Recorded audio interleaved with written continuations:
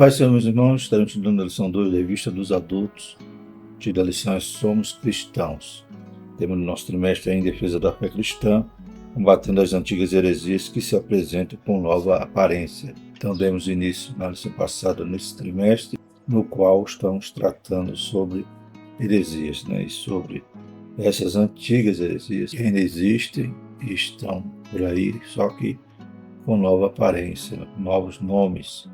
Então, a gente conhecendo a verdade, conhecendo o fundamento da nossa fé, a gente pode, então, combater os ensinos errôneos. Louvado seja o nome do Senhor. Então, vamos falar hoje a respeito desse tema. Somos cristãos, contrapondo o problema que surgiu no início da igreja. Havia os judaizantes, aqueles que queriam distorpar os ensinos dos apóstolos, o ensino de Jesus a respeito da salvação pela graça. Então, queria inserir ali as práticas judaicas para os novos crentes, atribuindo então a necessidade dessas práticas para a salvação. Então, completamente diferente do que Paulo pregava, Pedro pregava, no tocante aos gentios. Os próprios apóstolos chegaram ao consenso ali no concílio em Jerusalém de que não era necessário o novo convertido praticar os ritos judaicos da lei judaica. Então, veremos aqui que foi, portanto, a primeira heresia, o primeiro ensino errôneo, ali no início da igreja.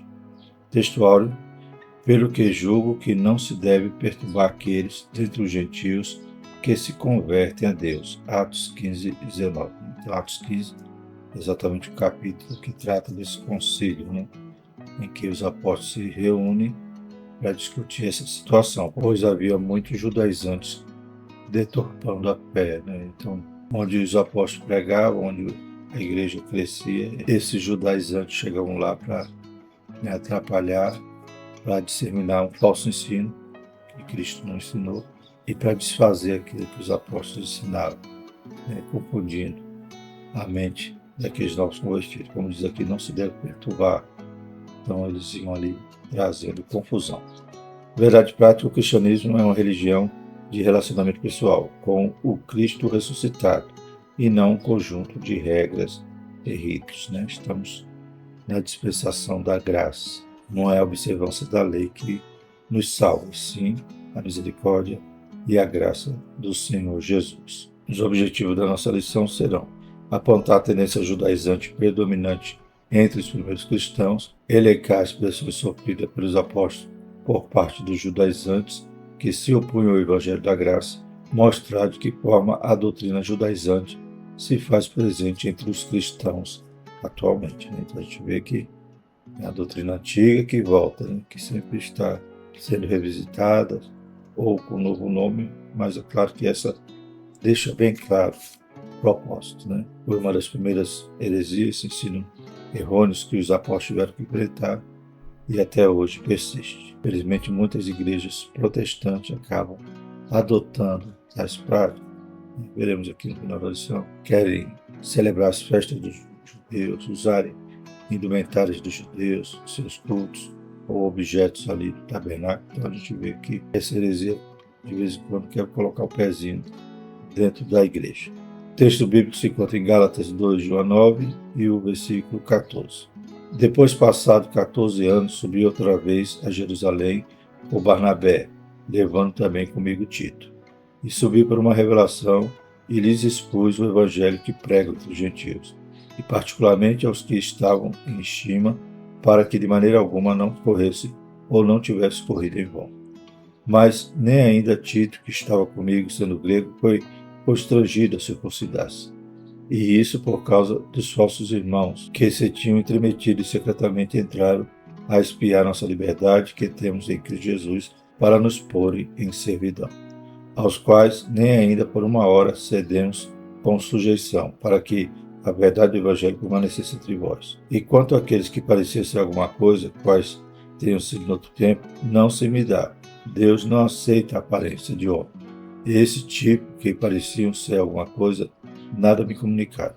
Antes, pelo contrário, quando viram que o evangelho da incircuncisão, que estava copiado como a Pedro o da circuncisão, porque aquele que operou eficazmente em Pedro para o apostolado da circuncisão, esse operou também em mim com eficácia para com os gentios. E conhecendo Tiago, servo de João, que era considerado como as colunas, a graça que se me havia dado, deram-nos as destras, em comunhão comigo e com Barnabé, para que nós fôssemos aos gentios e eles à circuncisão.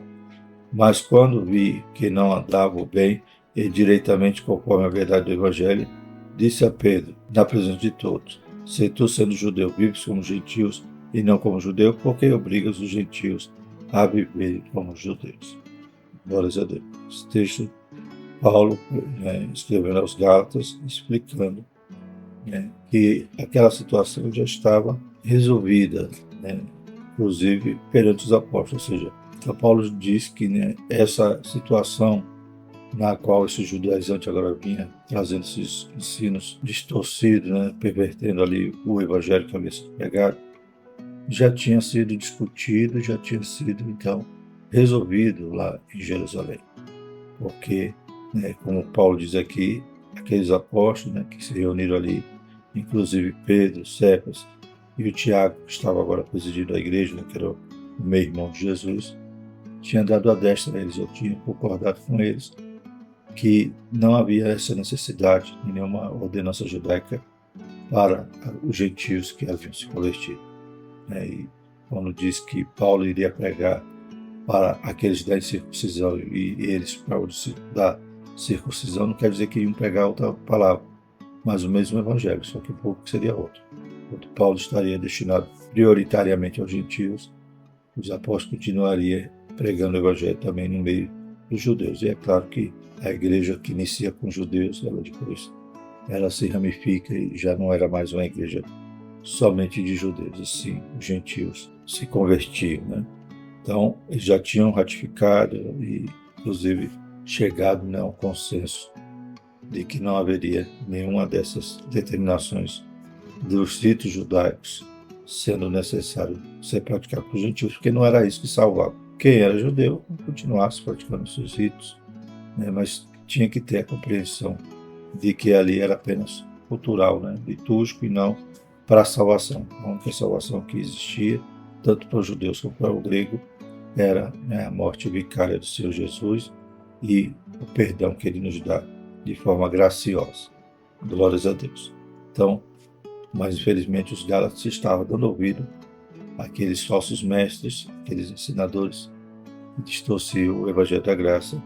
E Paulo vai dizer: começaram bem e agora querem voltar ao jugo da servidão. Então, que nós possamos perceber, quando essa heresia tenta adentrar na nossa liturgia, no nosso culto, e às vezes até vai querer impor costumes da lei judaica ou ordenanças judaicas, pondo-as como necessárias para a salvação ou para receber a bênção de Deus, e assim vai. Então a gente vai ver durante essa lição como esse ensino errado quer voltar. A introdução da nossa lição diz o seguinte: a igreja herdou dos judeus muitas ideias e práticas no campo teológico e ético, visto que a jornada histórica da igreja começou em Jerusalém no dia de Pentecostes, numa comunidade judaica. Ela começa no meio ali dos judeus. Até sacerdotes creram e aceitaram a fé. E por ter nascido ali do judeu, Jesus diz: a salvação vem dos judeus, nós herdamos algumas características do judaísmo. Sim, a gente vai ver aqui no campo da ética, da liturgia, das práticas, mas a gente não pode herdar a lei. A lei, Deus deu aos judeus, era o aio, para cuidar dos judeus até que viesse a plenitude dos tempos, que é Jesus. E esses pontos de interseção levaram alguns a confundir a lei de Moisés com a graça. Nessa lição, veremos que Gálatas 2 é um relato de um dos debates que mostram o limite entre judaísmo e cristianismo. E os apóstolos, principalmente Paulo, tiveram muita dificuldade de mostrar isso aos judaizantes. Então a gente vai ver aqui que, mesmo Paulo sendo judeu, praticava a lei em alguns aspectos, mas não impunha isso para os novos convertidos, porque ele sabia que não era a lei que salvava. A lei apontava o pecado. A lei serviu no propósito excelente de Deus para mostrar ao homem a necessidade do Salvador. Havia os sacrifícios, demonstrando ali que alguém tinha que morrer, pagar a conta né? Então tudo era sombra mostrando Jesus. E Paulo agora já tinha a revelação de Deus, já conhecia a verdade, e embora sendo judeu e praticando o rito judaico, entendia que ali nada era para a salvação, né? Então, os gentios, ele pregava realmente a mensagem da graça, a mensagem da salvação. Porém, esse conflito surgiu no começo da igreja, né, dos judeus querendo impor aquelas ordenanças aos gentios. Primeiro tópico, prevenindo-se contra a tendência judaizante. Primeiro subtópico, subindo outra vez a Jerusalém. Gálatas 2, 1 e 2. 14 anos depois de sua conversão a Cristo, Paulo sobe pela segunda vez a Jerusalém. Essa segunda visita foi por revelação. Versículo 2, Atos 11, 27 a 30.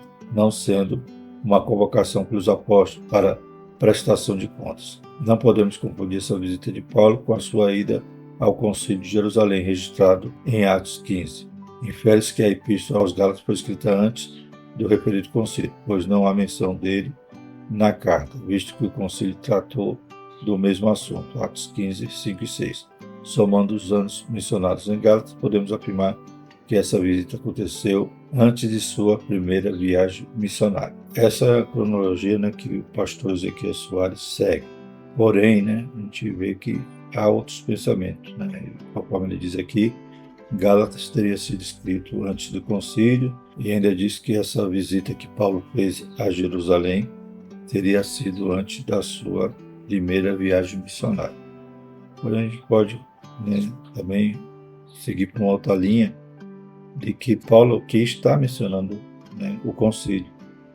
Tanto é que Paulo diz aqui, depois de passar 14 anos, subiu outra vez a Jerusalém com Barnabé, levando também comigo Tito. A gente lê lá no capítulo 15, Paulo está subindo com Barnabé e com Tito, exatamente para tratar desse tema, né, a questão dos judaizantes que vinha ali deturpar os ensinos, né, do Evangelho. Então a gente vê que provavelmente Paulo cita aqui então o concílio e está também dizendo que estava com Tito. Tito se converteu durante, né, as viagens missionárias de Paulo. Provavelmente, né, Paulo que ganhou Tito para Jesus em uma de suas viagens. Então há essa linha, né, a cronologia sempre é complicada, né, o autor Ezequiel Soares segue por essa linha, mas também há a outra linha de pensamento, de interpretação de que acredita que Gálatas está mencionando o concílio, né, e está citando aqui algum acontecimento que decorreu, né, depois da viagem missionária, porque Tito já está aqui neste grupo, né. Inclusive, a carta aos Gálatas, né, ela foi escrita provavelmente do ano 55 ao ano 60, depois de Cristo. E o concílio foi provavelmente no ano 50. O autor segue essa cronologia, mas não é consenso essa cronologia que ele está dizendo aqui, que a carta foi escrita antes, que a carta não cite concílio, né? E a gente vê aqui alguns detalhes que aparenta ser exatamente Paulo escrevendo o que aconteceu no concílio, que os apóstolos chegaram, né, a esse consenso de que os gentios não precisavam praticar a lei, dando apenas, né, duas recomendações para não comerem, né, o sangue nem alimento ali sacrificado a ele. Mesmo assim, são recomendações, né, não são leis. Nós, como vimos aqui na nossa verdade prática, né, o cristianismo é uma religião de relacionamento pessoal com o Cristo ressuscitado e não um conjunto de regras e ritos. Então não são regras e ritos que salvam, sim, esse relacionamento com Cristo ressuscitado, né? Viver em santidade, viver em obediência, né? Seguir os costumes da igreja, tudo isso faz parte dessa comunhão, desse relacionamento, mas não é os ritos nem as regras que vão salvar, e sim estar com as vestes limpas, purificadas, né? Filhinhos, não pequeis, se pecar, né, com advogado, se confessar o nosso pecado, ele é fiel e justo para nos perdoar. Está realmente com um relacionamento sincero, santo com Deus. Glórias a Deus. Então, fora essa parte, né, dessa controvérsia em relação à cronologia, vamos continuar aqui na lição. O objetivo da reunião. É bom lembrar que essa reunião não foi o concílio, nem um sínodo. Então, mais uma vez, o comentarista vai por essa linha cronológica. É possível que essa segunda visita, por meio de revelação, versículo 2, tenha ligação com Ágabo, pois a missão de Paulo, pelo que parece, foi levar nativos para os irmãos pobres da Judéia. Atos 11, 27 a 30, né? Que trata dessa visita de Paulo para levar desses donativos. Então, o comentarista acredita que seja a mesma visita. Aproveitando a ocasião, o apóstolo expôs o evangelho que vinha pregando aos gentios há 14 anos. Ele tinha a convicção de que recebeu esse evangelho de Deus e estava consciente que sua subida a Jerusalém era em obediência a uma ordem divina. Então, se Paulo já vinha pregando aos gentios, já havia feito viagens missionárias, né? Não só ali ensinando aos crentes de Antioquia. Né? Paulo ali não passou tanto tempo assim. Ele tinha a convicção de que recebeu esse evangelho de Deus e estava consciente de que sua subida a Jerusalém era em obediência a uma ordem divina. Então, Paulo pregando ali o evangelho da graça, isso é corroborado, né, com o episódio que Pedro vai à casa de Cornélio. Né? Deus manda ele lá por revelação, né? E ele prega aos gentios. Os gentios são convertidos e batizados nas águas e batizados também com o Espírito Santo. Então, a gente vê que a pregação tinha esse algo gentios, né? E o evangelho trazia, então, essa nova dispensação, essa nova luz em relação a como o homem poderia ser salvo, como Paulo escreveu a Tito depois, né? Mas a graça de Deus é manifestada, trazendo salvação a todos os homens, não era para todos, porém agora os judaizantes, aqueles religiosos, que estavam implicando os novos convertidos para que eles se circuncidassem e praticassem a lei judaica, achando que era a lei judaica que salvava e não Cristo. Terceiro subtópico, Tito e a circuncisão. Barnabé era judeu, Atos 4,36. Seu nome aparece 3 vezes nesse capítulo, versículos 1, 9 e 13. Sua presença na reunião em Jerusalém não seria um problema. Tito, no entanto, sendo grego, foi um risco que Paulo correu, mas não foi uma provocação introduzir um incircunciso no seio dos judeus. Os judaizantes queriam que Tito fosse circuncidado. Encontramos no Novo Testamento a compreensão e a tolerância de Paulo com os fracos na fé, a ponto de circuncidar Timóteo, mas ele era judeu, pois sua mãe era judia. No entanto, nessa reunião em Jerusalém, onde expôs o evangelho que pregava aos gentios, ele não cedeu nem um pouco, nem por uma hora. Versículo 5. Isso por 2 razões. Tito era grego e porque estava em jogo a verdade do evangelho e o futuro do próprio cristianismo. Então, se Paulo cedesse e Tito fosse circuncidado, né, então os judaizantes estariam com a razão, né? Então, estaria até dizendo aí, Paulo está entendendo que tem que ser assim mesmo. Mas não, Paulo, né, ele foi contundente ali e não permitiu isso, que Tito fosse circuncidado, porque era exatamente isso que ele ia tratar. Timóteo foi circuncidado porque Timóteo ia adentrar no meio ali dos judeus e Timóteo já era judeu. Então, foi uma forma, como Paulo dizia, né, que fez de tudo para ganhar todos, né? Ou seja, no meio ali daquele ambiente que Timóteo também iria pregar, ele teve essa facilidade de acesso por ser circuncidado. Ele pregava judeus ou gentios. Já Tito, sendo gentil, né, não ia ter esse acesso. Mas também Paulo não ia impor que ele se circuncidasse, pois sabia que aquilo não era necessário para a salvação, para o Evangelho da Graça. Segundo tópico, a tendência judaizante no início da igreja. Primeiro subtópico, o espanto do apóstolo. Então logo Paulo retornou de sua viagem, ficou sabendo que os irmãos da Galácia estavam vivendo outro evangelho, e isso deixou o apóstolo estarrecido e atônito pela rapidez do desvio deles. Daí a necessidade de Paulo escrever aquela igreja. Paulo ensinou o evangelho da graça, eles aceitaram, entenderam, mas veio o joio, né, os judaizantes disseminar, né, um falso ensino, e os gálatas rapidamente cederam a isso.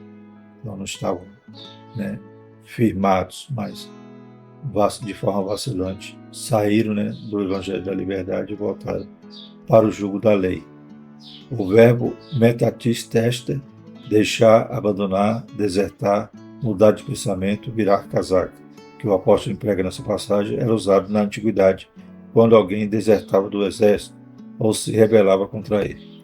Isso significa também mudança de partido político, filosofia e religião. Em outras palavras, aqueles irmãos gálatas estavam abandonando a fé. Em vez de abraçar o cristianismo, Paulo pregou, na realidade, essa mistura que eles fizeram os tornava então mais praticantes do judaísmo, porque foram engordados a acreditar que a lei judaica era necessária para a salvação. Paulo pregou Jesus, que é a única necessidade que temos para nos salvar, e os gálatas abraçaram os ritos e a lei, né, judaica, acreditando que isso era que salvava. Então, Paulo realmente ficou frustrado e escreve essa carta dizendo: vocês começaram tão bem, agora abandonaram a fé, ou, né, como diz aqui o termo grego que ele usou, né, desertaram, né, mudaram de pensamento, viraram a casaca, ou quem sabe, né, mudaram de partido, mudaram de filosofia ou religião. Então, quem eram os judaizantes? Versículo 4. Termo judaizante vem do verbo grego iodaizo, viver como judeu, adotar costumes e ritos judaicos. E aparece uma única vez no Novo Testamento, Gálatas 2,14. Eles eram os opositores de Paulo, identificados também como falsos irmãos. São reconhecidos no capítulo anterior, Gálatas 1,7, como os que se apresentavam como enviados por Jerusalém à igreja-mãe. Na verdade, esses homens saíram de Jerusalém por sua própria conta. Tiago negou formalmente as declarações dele, dizendo que não os havia enviado. Atos 15, 24, que diz assim: porquanto ouvimos que alguns que saíram dentre nós vos perturbaram com palavras e transtornaram as vossas almas, dizendo que deveis circuncidar-vos e guardar a lei, e não lhes tendo nós dado o mandamento. Então, se saíram de Jerusalém e foram lá, foram por conta própria. Não foi a igreja que mandou eles, nem havia dado esse mandamento para que eles se comunicassem aos crentes. Então, foram perturbar. O próprio Tiago está dizendo: foram aí perturbar, né? Como aqui no texto áureo a gente leu. Pelo que julgo que não se deve perturbar aqueles dentre os gentios que se converteram a Deus. Então, era esses judaizantes, cristãos convertidos, mas, né, com ensinos errados e querendo se fazer de mestre e até distorcendo o que os apóstolos pregaram. Eram legalistas dentre os judeus e por isso chamados de judaizantes. Esses judeus convertidos ao Senhor Jesus ensinavam que os gentios deveriam observar a lei de Moisés como condição para a salvação. O problema é isso, né? Condição para a salvação. Se não fizer isso, não vai ser salvo. Então, eles acabaram ouvindo esses judaizantes e os gálatas. Então, deixaram o primeiro ensino, né? O fundamento ali, o surgimento dos apóstolos, e trocaram, né? E começaram agora a seguir esses falsos mestres. É o que acontece hoje, né? A pessoa está na igreja, por doutrina, escola dominical, daqui a pouco vem um falso mestre, um herege, e ele acaba deixando tudo que aprendeu e seguindo aquela heresia, aquele falso ensinamento. Que Deus tenha misericórdia, né? Então a gente precisa, né, estar com os pés na rocha, tem que estar fundamentado na nossa casa para que nenhum vento, nenhuma tempestade nos mova, né? Ou seja, tem que estar realmente examinando a Escritura para não errar. Aleluia, amando a Escritura, fazendo como Deus ordenou a Josué, né? Meditando nela de dia e de noite, não desviar nem para a esquerda, nem para a direita. Terceiro subtópico, o clima de tensão. Não é necessário muito esforço para perceber o quanto Paulo e Barnabé foram pressionados pelos judaizantes diante dos demais apóstolos de Jerusalém. À luz do versículo 9, aquele que somente João, Pedro e Tiago estavam presentes, os outros apóstolos deviam estar em plena atividade missionária em outras regiões, os judaizantes chamados de falsos irmãos conseguiram furar o bloqueio e entraram sem serem convidados à reunião. Versículo 4. Eram inimigos da liberdade cristã do Evangelho, de Paulo e do próprio cristianismo. O pior de tudo é que essas pessoas estavam infiltradas na igreja e conseguiam até entrar em reuniões apostólicas. Né? Isso aconteceu também com Pedro, né? Quando Pedro vai a Cornélio, né? Também havia agora aqueles opositores. Glórias a Deus. E Pedro então explica ali que foi um mandato divino, né? Ele ia ali pregar e o próprio Espírito Santo ratificou que aquele que Pedro fez era certo, batizando aqueles gentios da casa de Cornélio com o Espírito Santo. O mesmo poder que eles receberam, Deus deu também aos gentios. Glórias a Deus. E agora Paulo também enfrentando esses opositores, né? Com acesso até essa reunião apostólica. O comentarista acredita que não era o concílio, mas alguns estudiosos acreditam que ali Paulo está tratando exatamente sobre o concílio. Né? A gente vê o cenário, vê o assunto, vê também quem foi até ali para tratar desse assunto. Né? Barnabé, Paulo e Tito. Já no capítulo 11, né, quando a questão da fome, né, o profeta Ágabo profetiza ali a respeito, né, Deus revela a ele a fome que haveria, e então eles decidem mandar ajuda. Né? O verso 29 diz assim, no capítulo 11, E os discípulos determinaram mandar cada um conforme que pudesse socorro aos irmãos que habitam na Judéia. Os que eles com efeito fizeram, enviando-os aos anciãos por mão de Barnabé e Saulo. Então, nesse episódio não cita Tito. Já no capítulo 15, a gente vê o nome de Tito. E agora vamos falar sobre esse perigo, que também corremos hoje, quando essa heresia também quer adentrar nas nossas igrejas. E distorcer, o sentido do Evangelho ou a mensagem, e principalmente a questão de que a salvação é pela graça. Não é a graça mais alguma coisa, é só a graça que nos salva. Louvado seja o nome do Senhor. E mediante a fé, conforme Efésios. Então, o primeiro subtópico, o mesmo Evangelho, versículos 7 a 9. O Evangelho é um só, não há dois. O Evangelho de Pedro e de Paulo, também chamado respectivamente de Evangelho da circuncisão e da incircuncisão, são meras formas de apresentação, pois o conteúdo é o mesmo. Ambos receberam uma incumbência da parte de Deus, mas com audiências diferentes. O compromisso de Paulo era com os gentios, e ele foi constituído por Deus apóstolo e doutor dos gentios. E também pregava aos judeus, mas o alvo principal dele era os gentios, para pregar aos não-judeus. Também está lá em Romanos 11, 13, 1 Timóteo 7 e 2 Timóteo 1, 11. O de Pedro era com os judeus, mas a mensagem é a mesma. E também pregava aos gentios. Então, essa questão do evangelho da circuncisão e da incircuncisão não quer dizer que eram dois evangelhos, eram o mesmo, só que o público eram diferentes. Segundo subtópico, o perigo da doutrina judaizante. Os apóstolos viam em tudo isso dois problemas sérios: a ameaça à liberdade cristã e o perigo de o cristianismo se tornar uma mera seita judaica. Os cristãos judaizantes alteravam o cerne do evangelho, pois colocavam a lei como complemento da obra que Jesus efetuou no Calvário. Era de fato outro evangelho, por isso o apóstolo Paulo os amaldiçoou. Gálatas 1, 8 e 9. Na verdade, quem tem o Espírito Santo vive pelo Espírito. Então, contra a tendência judaizante, é preciso aprender a viver na dependência do Espírito e não da lei, lutando contra os vícios da carne, buscando as virtudes do fruto do Espírito. Era esse o maior perigo, colocar um acréscimo, uma necessidade a mais para ser salvo. E como vimos aqui, nós que temos o Espírito Santo, ou seja, todo aquele que aceita Cristo, inclusive um judeu, aleluia, a salvação não é e nunca foi pela lei. A lei tinha um propósito, mas tudo apontava para a plenitude dos tempos, para Jesus, e é só Jesus que salva.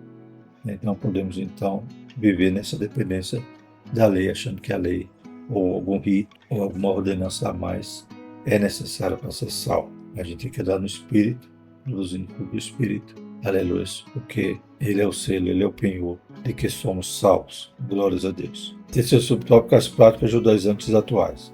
Elas são basicamente a guarda do sábado, Então a gente está vendo agora como é que ela tem inserido-se na atualidade, E alguém pode dizer, não, é outra coisa, não tem nada a ver com judaizantes, mas tem. Ou seja, trazer leis judaicas como imposição, como algo que precisamos fazer para ser salvo.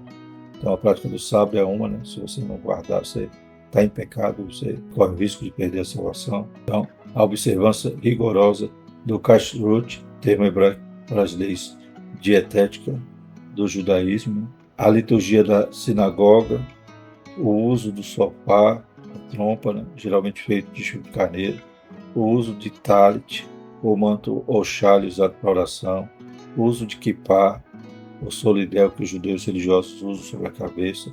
Então, todas essas indumentárias, essas obrigações, ou achar que tais objetos vai atrair bênçãos, ou a oração vai ser mais forte, como é a moda hoje, a oração forte. Então, tem que usar kippah, tem que usar o talit, aquela roupa, aquele manto.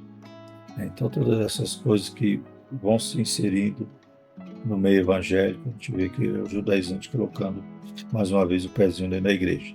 São práticas que as pessoas acreditam, usam como amuleto, ou não sei, ou como algo que vai atrair a bênção de Deus, que aquilo ali é mais sagrado, porque está usando essa indumentária, ou a guarda do sábado, como a gente sabe de algumas religiões que fazem isso, que guarda o sábado e se não guardar é pecado e corre o risco de perder a salvação por causa disso. Então qualquer ordenança, qualquer acréscimo ao Evangelho que para ser salvo tem que fazer isso e mais Jesus, mais uma vez voltar ao problema que a igreja primitiva sofreu, né?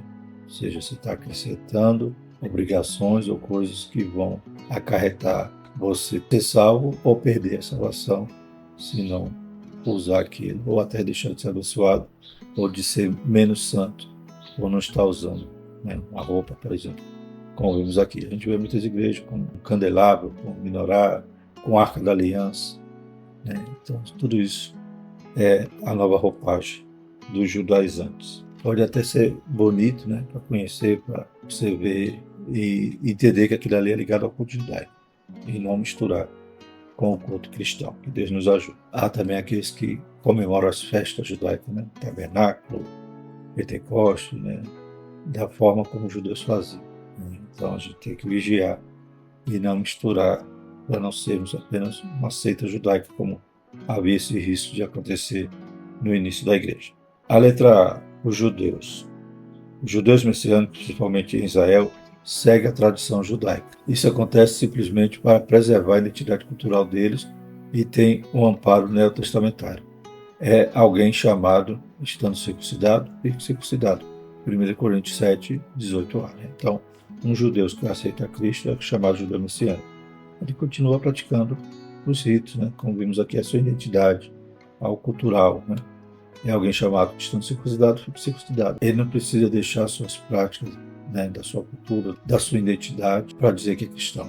Entende que ele acredita em Jesus, entenda que só Jesus salva, né? Entender que Jesus era o Messias, que os judeus esperavam, que hoje ainda estão esperando, a maioria, mas alguns se convertem a Cristo. Então, para eles, isso não é errado, né? Faz parte da sua identidade. Ou seja, na conversão a Cristo, o judeu, ele não precisa mudar sua tradição e cultura. Mas, é claro, ele já entende qual é o caminho, né? O único caminho. Agora, os não-judeus, da mesma forma, é alguém chamado sendo incircuncidado. Não se circuncide, né? Então, esses que querem voltar a praticar as práticas judaicas, porque também não pensam nisso, né? Não basta se circuncidar. Sabe que não precisa, porque a Bíblia já diz que a circuncisão é do coração, né? A marca que nós temos que somos de Cristo é interior e não externo. Então, mas alguns estão querendo ser judeus, né, na marra, né? Que Deus nos ajude. Ou seja, ele não precisa se judaizar. É erro o não judeu adotar a prática judaica na liturgia, no dia a dia, para imitar o judaísmo. Paulo conclui: cada um fique na vocação em que foi chamado. É claro que a nossa religião surge do judaísmo, né, do cristianismo. Jesus era judeu. Temos, né, a ética, temos os valores, né? Tanto é que nossos princípios, nós são chamados princípios judaico-cristãos. Então, é claro que nós herdamos muita coisa do judaísmo, mas não precisamos herdar as práticas, os ritos, a roupa, né, ou as festas, os rudimentos da lei. E sim entender que o Salvador, Jesus, embora sendo judeu, ele é, né, a revelação plena do que todos aqueles ritos, aqueles símbolos apontavam, né? Então, tudo aquilo que os judeus praticavam, né, tabernáculo, tudo aquilo apontava para Cristo. A gente já tem a revelação final, para que voltar às sombras, né? Aquelas que são apenas simbólicas. Aquele que é judeu, sim, continue praticando a sua cultura, a sua identidade, crendo agora que só Jesus salva, que ali não tem poder para salvar.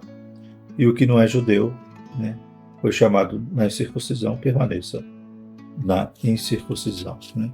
Cada um fique na vocação que foi chamado. Concluindo, o resultado da reunião foi desfavorável aos judaizantes.